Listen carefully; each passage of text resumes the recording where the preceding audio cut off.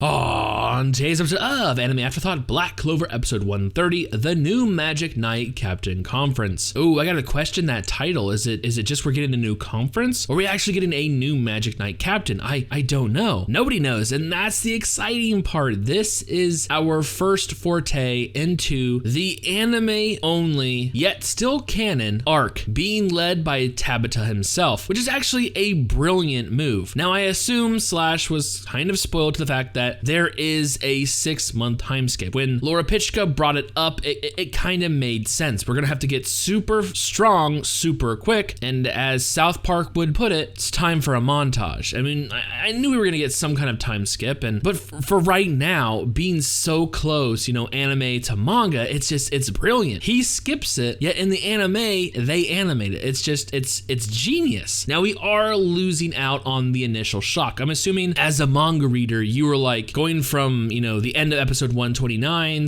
/ maybe halfway through it to the revelation or the unveiling of 6 months later. And usually with time skips, there's some kind of evolution in our characters, whether it be through the power they acquire during said time skip, or maybe some kind of character redesign. Now we're losing out on, that initial jolt to our expectations. Yes, it is kind of a sad thing for an anime only, but we are getting an entire arc based solely on what they did during that time period. We're just getting it chronologically instead of in a flashback, like something like One Piece did, where we would get bits and pieces of what happened during Luffy's training with Rayleigh segmented throughout, to unveil why he has said new power. Now we're just getting it all in once. So we get to see the evolution of our characters firsthand. So it's basically a give and take. Yes, it won't be a major shock, but at the same time, we get something completely new, something we can all enjoy together. So I'm really looking forward to today's episode going forward. So with all that being said, let's jump right in. So obviously, judging by last week's preview as well as today's title, this is going to be a very captain-centric episode, and I'm really excited because a lot of shit has gone down, because of the elf saga. Several captains were taken over by the reincarnated elves. We saw the return of Fuegoleon, as well as, the pretty much traitorous acts of William Vengeance, but judging by last week's preview, they're still here. So obviously, William has decided to stay, to make recompense. He could probably do more good as the captain of the Golden Dawn. And it looks like maybe Fuegoleon has taken back his position as captain, because we all know Maria Leona didn't want that position to begin with. But it looks like there's going to be some kind of meeting, and with all those giant personalities in one room, I'm excited to see what they're going to do. Especially now, since they added that running clock, we have a lot of work to do. Okay, so he has returned. He is the official captain of the Crimson Lions. Believe it or not, I actually like her without her helmet. And of course, she's worried about Yami. Yeah, he looks high. I guess high on love. Who's he? Oh, no. Fucking Big Charmy? Wow, I guess that left quite an impression then. Too bad she's already taken. Yeah, they haven't seen her awake, have they? And yeah, I will agree, she has the most beautiful eyes in this series so far. 100%. Oh, that ain't no Julius. Who the fuck is? Oh, that's what's his name? That's the fucking shit. The jellyfish dude, the doctor. The one that gave Asta the bad news, you can tell. I fucking called it. What's his name though? Fuck, that's gonna kill me. Marks, it's Marks and somebody. Cause they fought Yami before Charlotte showed up. Owen. His name's Owen. Oh, is Asta showing up? Oh, fuck, what do you mean, Great King? Fuck this bitch. Guys, I am so displeased with this character. I hate this character so much. The best word to describe him is probably repugnant. Like, there's no positive attribute to this character at all. Yeah, there's no fucking applause whatsoever because nobody likes you. Okay, so they say that they fled, but they haven't been defeated. So they're well aware that the elves, you know, that still are alive took off. You know, Veto, Fauna, Raya, and Patri. Boo. Boo, you suck, boo. Get off the stage. Ha ha ha ha ha. Of course those two would be fucking fighting. That was today? Yeah, I totally forgot. No, you're wrong. Asta is good boy. I will say one thing, the voice actor for the king, you're spot on. It's so fucking cringy. It's so cringy. And these inner monologues, ugh. All right, let's skip this, come on. You know what, for all the shit that Seke has pulled since the beginning of the series, I still feel that this is way too much of a punishment. I know it's karma, but seriously, karma is a wicked bitch to pull this shit off. I feel so bad for him. The tension is so thick you can cut it with a knife. She's become more humanized ever since that confession episode. Oh, I needed that. What the fuck is going on? Oh shit, that was funny, guys. So are all of them aware at this point about Julius's condition? They're calling him Damnatio, so Damnatio. That's easier said than done, though. I mean, what exactly can they do in 6 months' time to go from their current levels to level 1 or above? Like, oh, he's stepping down? That's funny. Yeah, I could see her having that kind of personality. Like, wasn't my fault, wasn't me. Yeah, your atonement lies on this path to, you know, fight the devil. You're gonna have to, you know, stay within the Clover Kingdom to actually do good. Ooh, didn't even look at him. Oh. Pork chop's back. Oh, is he using ham bone over here? Yo, Julius is quite the manipulator. Yeah, every other captain's like noble and above.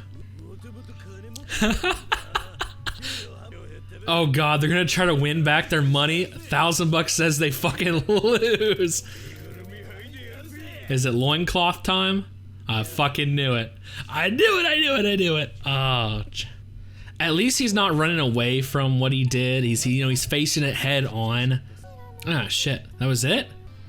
Ah, return to Hajj. You know what? I honestly think we're off to a good start. I really enjoyed today's episode. Not only do we get a pretty shocking revelation towards the end, we got some nice comedic moments peppered throughout, but they're definitely taking this opportunity to set up the training arc, using this as sort of an introduction, giving us some, you know, informational as well as overall lighter moments before we get down to the nitty gritty. And it looks to be the same with next week's episode as well, as Asta and Yuno returns to Hajj Village, definitely under a lighter atmosphere. Remember last time they were there, it was when the reincarnated elf was attacking and the father of the orphanage was basically on his deathbed. I will say the one thing that this episode did very well is once again cement my hatred for King Augustus. I mean, we really got screwed in the ruling royalty. I mean, he really is the epitome of this magical based bigotry going on in the Clover Kingdom. And at any chance he gets to make some kind of positive effect or morally right choice, he does it. And I will be the first to admit the other character that I kind of dislike, someone who has been a thorn in our side from the very beginning, is Seke. But even I don't think that he deserves this kind of treatment. And I absolutely love the fact that after this little debacle on stage that we witness, where of course King Augustus is being a dick, and this whole moment to try to bring, you know, good morale to the people of the Clover Kingdom is interrupted by a fight between Captain Jack and Captain Yami. God, those two. He begs Captain Jack, hey,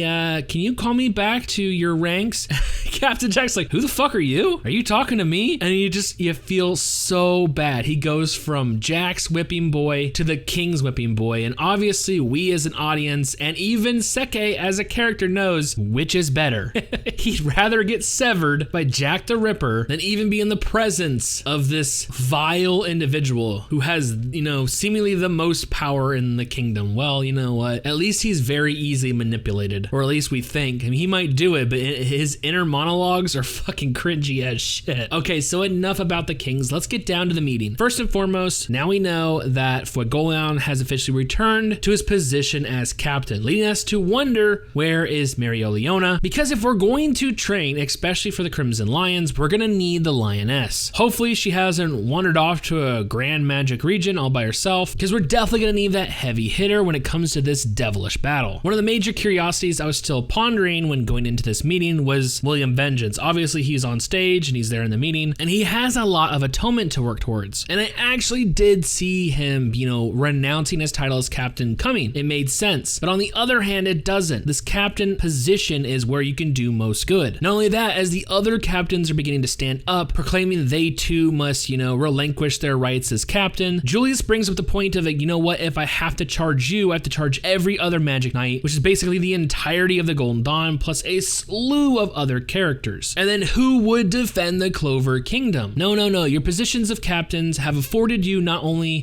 a better chance of atonement, they're a much needed position going forward, because all of you, as far as I could surmise, or at least stage 1 and above, you'll have to train your underlings, because we have a fucking war to fight. And I assumed the meeting would go, as far as this. But when Julius brings in Hambone and saying he's going to pardon him, I am absolutely shocked. I did not see that coming. And it goes to show you how smart Julius really is. He's utilizing his skills of profiteering, for the good of the Clover Kingdom. He had acquired a bunch of riches, including magic items, from the Shadow Palace. Utilizing that in his quick wits, he's putting Goldair up to, actually making a fortune for the Clover Kingdom, because, you know what? We don't have endless riches. Not only do we have fight a war coming up, but we're still devastated. I mean, you saw the rubble at the bottom of the Clover capital, so he's leaving it up to Porkchop to, actually, make us some fucking funds. Another way he's actually making funds, though, is cutting the salaries of the captains, which is fucking hilarious. Everyone in there is basically noble and above, so they have a family wealth already. Not only that, I'm assuming their title can afford them,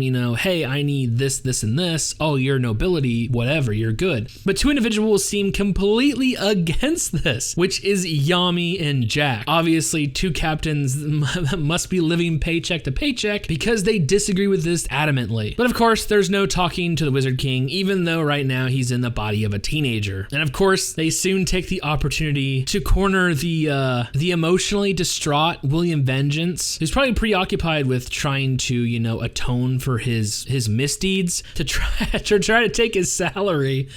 And of course, I saw it coming. Did you honestly think Yami would win a poker game? It's loincloth time, man. It's hilarious. The whole episode was really good. The only thing I could probably else call out was the attitude from Damnatio or Damnatio. I mean, you guys hear it in the sub itself, man. I mean, who am I to judge? You see it in Kira. He doesn't even look at Asta, yet he still has basically been given the final decision when it comes to his, his sentencing. After everything is done with this spade war, he leaves it in his hands. He's like, okay, I'm okay with that. And doesn't even fucking look at us. Like, that was cringy as shit. For someone who has the, the balancing scales of justice, your attitude is coming off very unbiased, and it shouldn't be. You should be impartial when making this decision. I don't know.